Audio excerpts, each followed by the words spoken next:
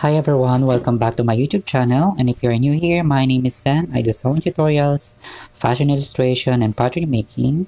So for today's video, I'll be showing to you on how to make the center front waist dart using the slash and spread technique. So let's get started.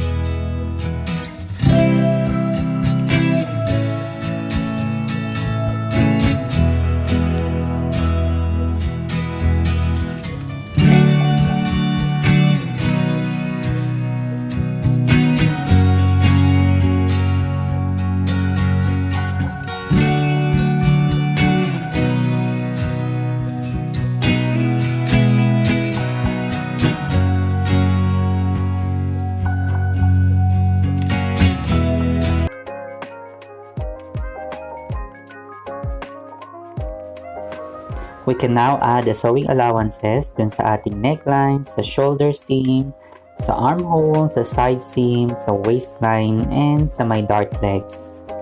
So, usually, ang sa neckline lang natin is 1/4 inch and the rest is 1/2 inch. And then, this will be cut on fold. So, ni-mark ko yung center front ng cut on fold.